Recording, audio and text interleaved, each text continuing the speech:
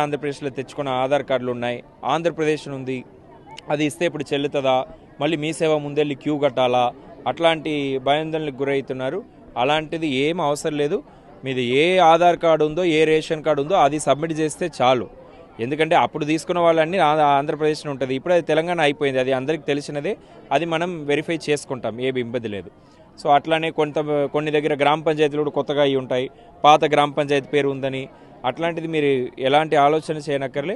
మీ దగ్గర ఉన్న ఆధార్ కార్డు, మీ దగ్గర ఉన్న రేషన్ కార్డు సబ్మిట్ చేస్తే సరిపోతుంది. ఇన్కమ్ సర్టిఫికేటు, కమ్యూనిటీ సర్టిఫికేట్ అలాంటిది మనం ఈ స్టేజ్లో అడగట్లేదు, అందులోనే అడుగుతున్నాం. మీ ఆదాయం ఎంత, కులం ఎంతను మనం అడుగుతున్నాం, కానీ సర్టిఫికేట్స్ అడగట్లేదు. సో అది దానికి కూడా ఎక్కడ కూడా ఇన్కమ్ సర్టిఫికేట్కి క్యూ కట్టడం అలాంటిది అవసరం లేదు. సో మీరు ఫస్ట్ అప్లికేషన్ ఇచ్చేసేయండి, డేటాబేస్లో ఎంటర్ చేస్తాం. తర్వాత అన్ని వెరిఫికేషన్ అప్పుడు కూడా అన్నీ కూడా యంత్రాంగం చూసుకుంటుంది. మీరు ఎలాంటి ఇది చేయడానికి అవసరం లేదని ప్రజల్ని కోరుతా ఉన్నాను.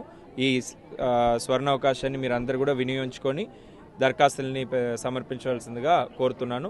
ప్రభుత్వం కూడా ప్రతి ఒక్క అర్హులైన కుటుంబానికి ఈ స్కీమ్స్ ఇంప్లిమెంట్ చేయాలని చిత్తశుద్ధితో ఉంది కాబట్టే మీ దగ్గర వచ్చి అప్లికేషన్స్ తీసుకుంటున్నారు. లేకపోతే అప్లై చేయమని చెప్తే సగం మంది అప్లై చేయరు, ప్రభుత్వానికి భారం తగ్గుతుంది. కానీ అట్లా కాదు, ప్రభుత్వం బాధ్యతతో చిత్తశుద్ధితో మీ దగ్గర వచ్చి తీసుకోవాలని ఆదేశం ఇవ్వడం వల్ల ఈరోజు యంత్రాంగం మొత్తం కూడా మీ వార్డులకి, మీ గ్రామ పంచాయతీలకు వస్తున్నాయి.